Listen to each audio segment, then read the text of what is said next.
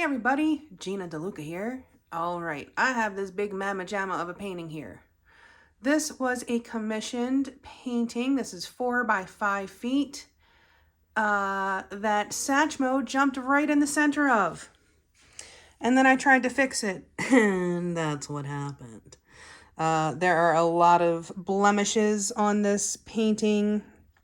There's a little claw mark. The gesso I had problems with. It got a little crackly. So this obviously did not go to the client. And so now I am stuck with a 4 by 5 foot canvas with a bunch of texture that I can't paint over again.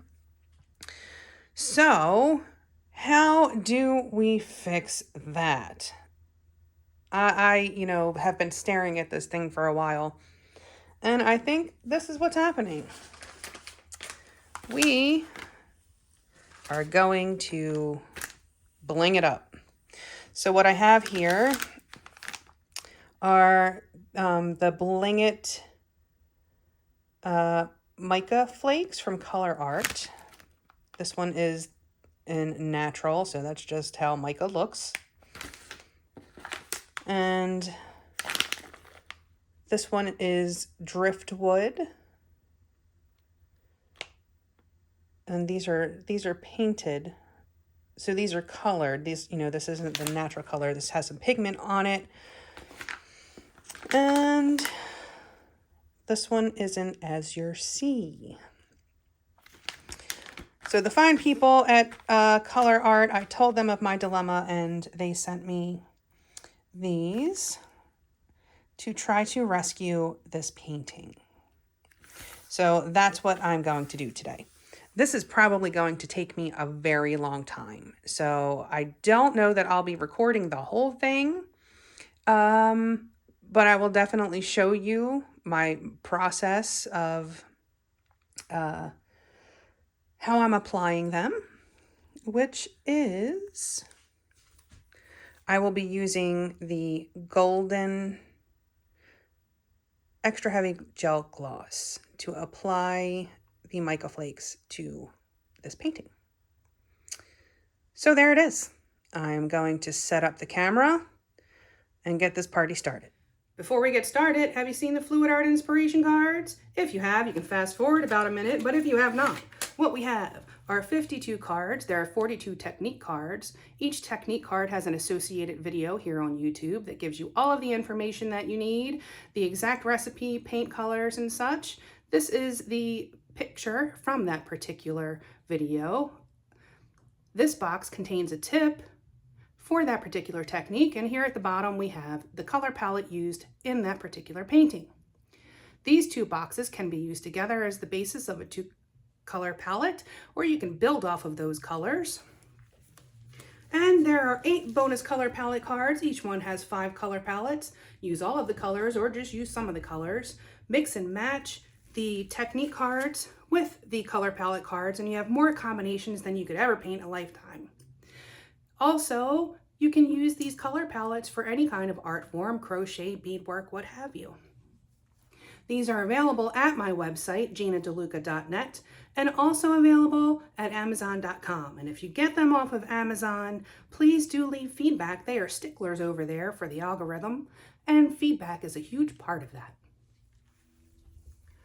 Okay, so here's what's going on. First, I have on a mask because anytime you're dealing with mica, the smallest pieces of mica can kind of float up into the air, and you don't want to breathe that in. So go ahead and put on a mask, protect your lungs, because once it's in there, there's no getting it out. So always be careful when you're dealing with any kind of powdered pigments. You don't want this stuff getting in your lungs. Okay, so what I'm going to show you here is these mica flakes. You can actually split them.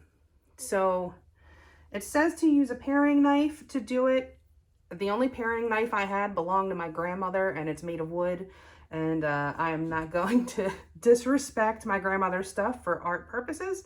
So I am using an X-Acto knife, a very rusty X-Acto knife that still has copper foiling on it from when I used to do stained glass. If you ever wondered where the name for my art group, the Glassy Knoll, where that came from, it's because I used to do stained glass. So you just take your knife, and this is really hard for me to do it so I can see and you can see, but you just go right down the center, and then you have 2. And sometimes you can get a lot more than that. So I put down a paper towel because, as you can see, it does get a little messy. I want to try to contain the mess as much as possible. But that is how we are going to stretch this out to cover as much of this painting as is necessary. Hopefully I can really stretch this out, because this painting needs a lot of love. All right, so that's what's happening, and I just put them in separate cups so they were easier to deal with. And I'm going to move these to the side, and I just have a little napkin here to sit this on so it doesn't do that. And then I have a little spatula that I'm going to use, or a little palette knife. I guess that would be good, big enough. We'll see. If I need a bigger one, I'll switch. But I'm not working in a giant space because I don't want it to set up on me too quickly. So I'll be doing small areas at a time. Let's get cracking. So I think I'm going to do some of the driftwood color here and try to like keep going with this little theme that's happening there, and then probably blend it out into some of the other colors. We'll see, but this is the spot that really needs the most love. So that's what's happening first.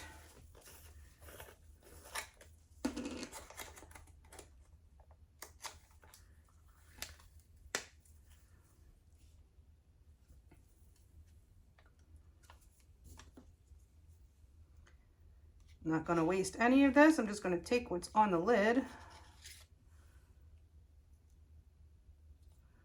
and I will start with the most heinous area first.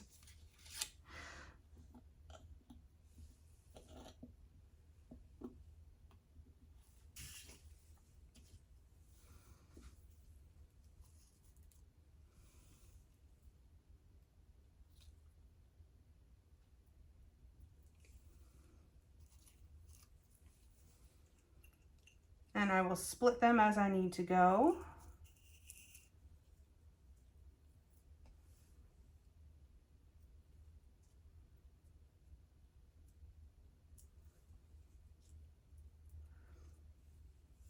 Sometimes you can get 3 or 4 slices off of one.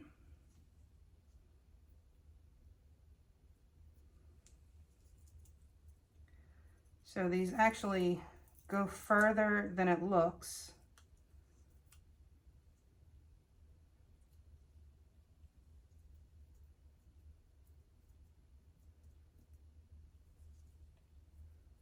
And I may even come in for like a second layer if it looks like it needs it. If there's gaps. I'm just winging it here. So, gonna kind of be like putting together a puzzle.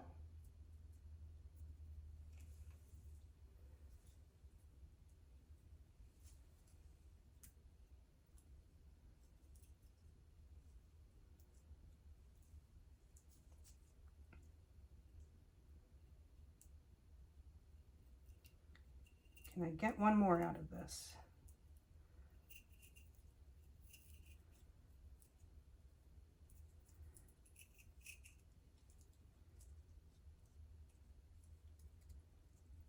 Aha. Ha ha. Okay. So as you can see, that was 1, 2, 3, 4. Oh, were these the same ones? Anyway, there's at least like 4 or 5 that I got off of that one slice.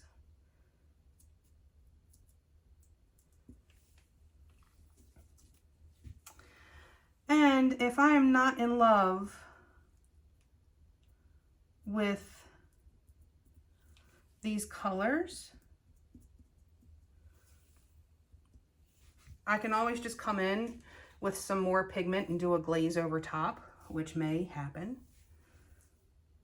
But this is going to create some interest. It's going to cover up that nasty area.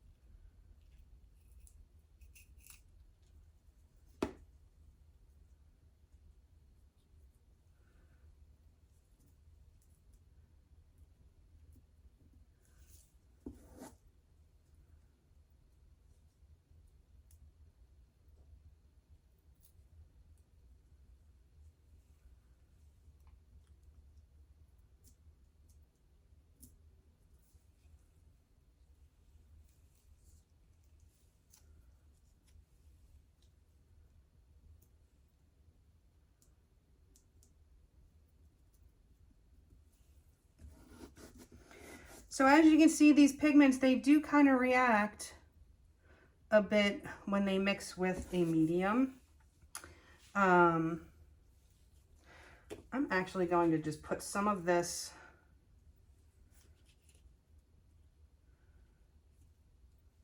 on that little lid. I don't want this drying out, so let's take care of that. But yeah, so it does react.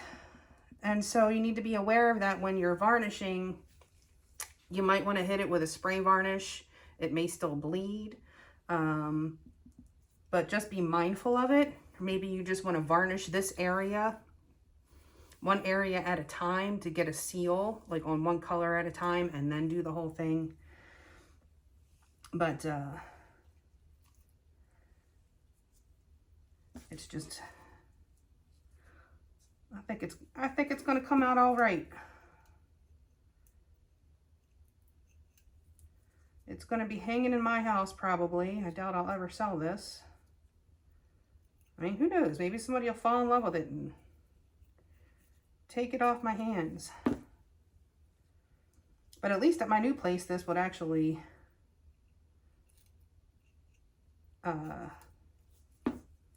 this actually goes. Well, I don't think I'm going to split that one more. Okay, well, you get the idea. So I'm going to probably switch this to high speed now because this is going to take a very long time. I probably am not going to be able to record the whole thing. I don't know if I have enough space on my phone. Okay, right here, I'm just kind of putting it together like it's a puzzle. But as I move along in the painting, I kind of improve my technique a bit. And I will be showing that later, but it has more of an overlapping effect, which kind of makes it look more like fish scales or dragon scales. And I kind of like that better. Okay, so I think you guys are getting the idea. Oh, that's a little too big there. Let's fix that. So I am just going to continue on and do this over most of this canvas. You guys don't need to see all of that. This is probably going to be a multi-day project. I need to take a break already because my neck is starting to hurt. So I'm going to keep doing this, and I'm going to bring you in when it's done. Okay, I wanted to give you a bit of a progress report. I worked on this section, and I got that section. I'm gonna start working in some blue I'm kind of just going like one section at a time and seeing how it feels and how it balances. And there's definitely, you know, more that I want to do with the driftwood color. But I want to put in some of that blue just to balance things out and you know, because I don't really have a plan. I'm just kind of going with what feels like needs to be there. So I'm winging it. But oh, I can show you my view. There's my little Michael section right there.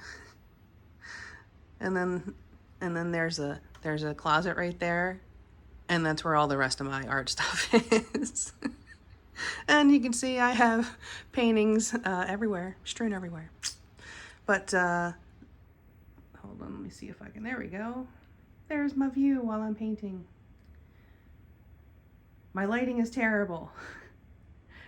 It's great in every room in the house except for the one that I can paint in.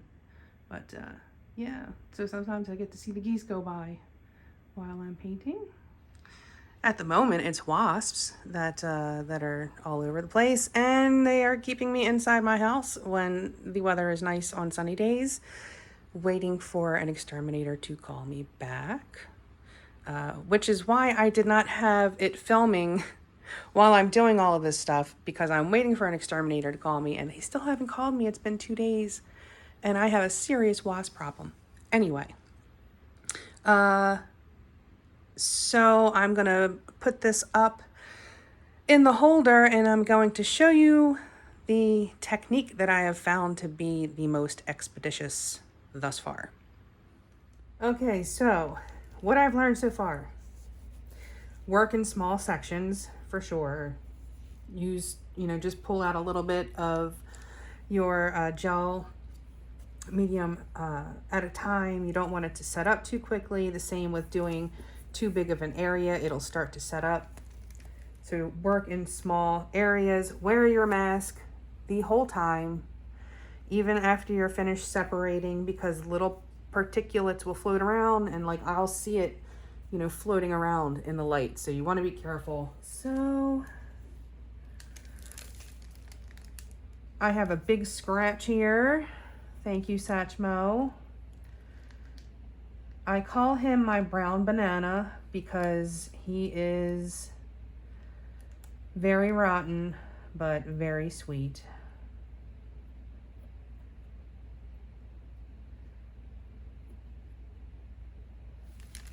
Okay, and so what I found is I have a little bit of the medium on my palette knife, and I just use that to pick it up and put it in place. And you'll see that it actually activates the pigment that's on there. And as I keep applying stuff, sometimes I'll like mix it in, and it's giving some nice depth to certain areas. So I'm hoping that those areas get like even deeper once I apply the pouring medium on it, because it is going to activate those pigments and they're going to bleed a bit. But man, does that make it so much easier. See, this is why I'm here, to figure these things out, to save you guys time.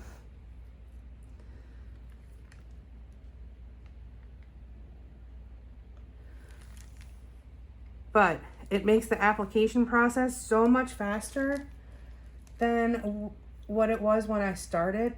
Oh my gosh, I was going so slowly. I was like, this is going to take me years. But it's kind of like mosaic, sort of.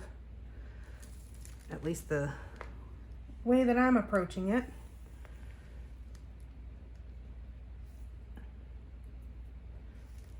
And then when you have like little spots that are still open, just grab a little piece and pop it right in there. You might need to put a little more medium on your,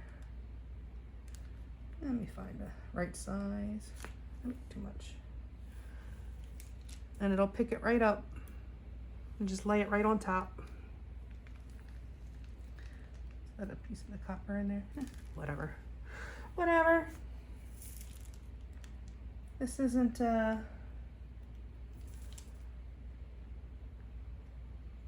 supposed to be perfection.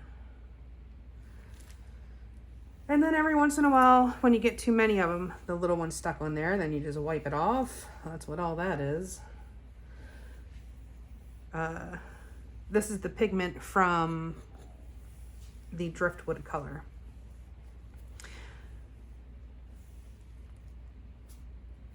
And then just add a bit more. And what I've been doing is taking some of the pouring medium, the gel medium, and going over top. And it like activates that pigment. It'll dry clear, but I feel like it also kind of secures it a little better, getting a little bit of that gel, kind of like, you know, if you were putting tile down and using it like grout, just glue it in there a little better. But it also activates that pigment and gives a little wash of color over the white. Oops.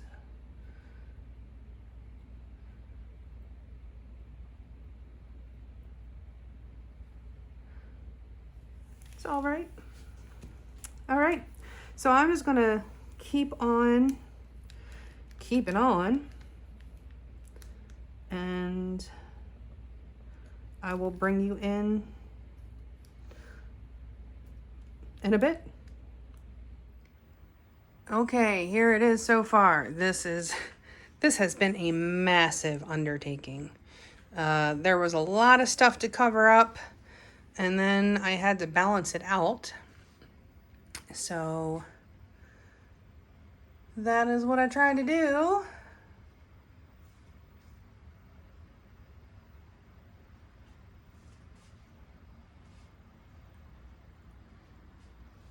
So my technique definitely improved as I went along. You can see here it's a little more kind of haphazardly done, but as I went along, I kind of got a better technique. Looks more like fish scales or dragon scales or something. And I tried my best to get the pigments activated with the gel gloss so that it wouldn't do too much activating with the pouring medium that I'm going to be adding. Although I see some spots in this first area that I did not activate. So there will be some activation on this side. But I think for the most of it, I kind of did a good job with that, so I can try to keep it as clean as possible. And what I'm going to do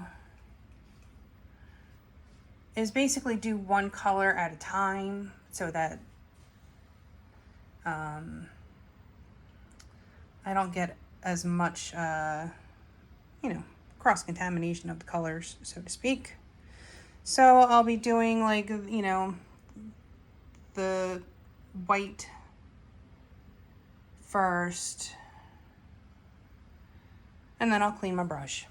But I'm gonna put you back in the holder, and I'll show you how I'm adding the pouring medium, and that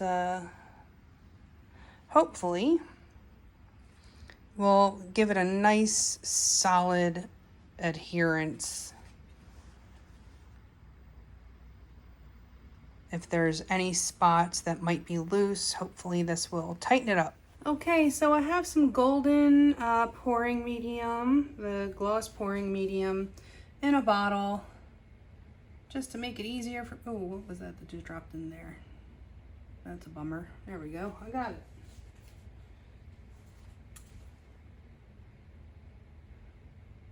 And I don't think that it should take a lot.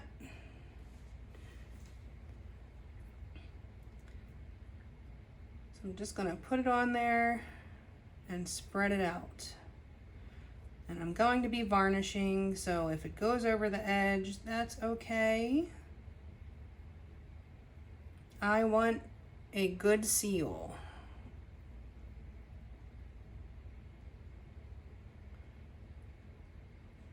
I have some pieces of the blue seem to be making their way.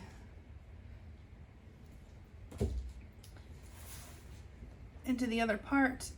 I did hit it with the dust buster to try to pick up these little straggler pieces that just seem to make their way around. That's why you wear a mask the whole time, because if these big pieces are, I mean, it's not big, but it's big enough. If they can make their way around, you know, those little tiny particulates are also making their way around, and you don't want them to make their way into your lungs.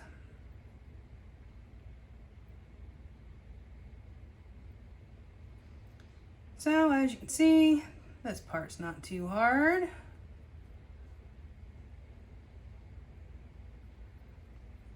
Just making sure all of the nooks and crannies are filled in.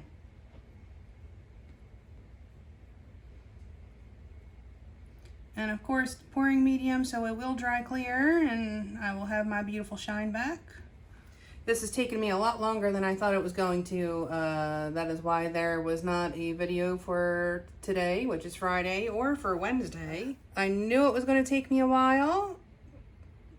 Wasn't fully anticipating it taking me all week. But here we are. This is a very time-consuming process when you are as OCD as I am. And this is also a gigantic painting. So this is a 4-foot by 5-foot canvas. So a lot of area to cover. I covered a lot of area, for sure. But all right, I'm gonna continue on with this and we'll see. We'll see in a bit. Okay, so I've got the pouring medium down on all the mica. They feel a lot more secure now. And what I noticed, I got a little on the canvas and I liked the way it looked when it dried. So I did a little test area and you can see how shiny that is in comparison. And there's texture underneath and it really did a good job filling that in. So I'm gonna do that on the whole canvas, not necessarily using it in place of varnish, but kind of serving as an isolation coat. But yeah, so I'm gonna do that and I'll be back. Okay, I just wanted to show you real quick how I was doing this. I have my pouring medium. This is Golden's gloss pouring medium in a bottle. Just going to spread this out with a brush. It's okay if it gets on the mica because we've already sealed that.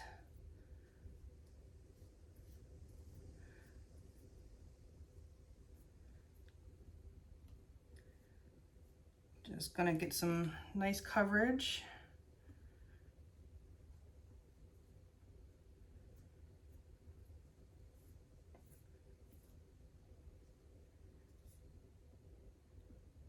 And be careful around the mica, make sure you don't end up with bubbles.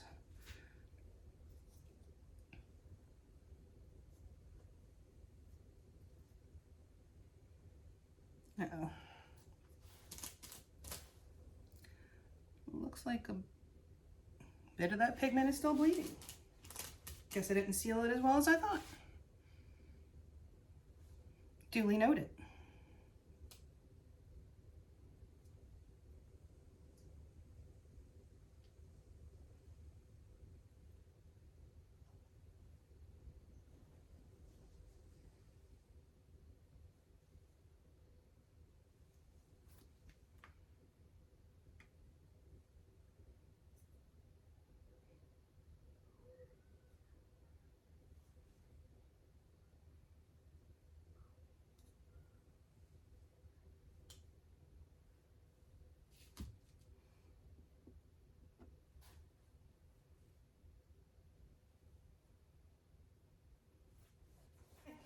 So I have a nice layer down here, and looks pretty smooth. And I'm just gonna go ahead and hit the rest of this canvas. Okay, here it is, all kinds of shiny and bling.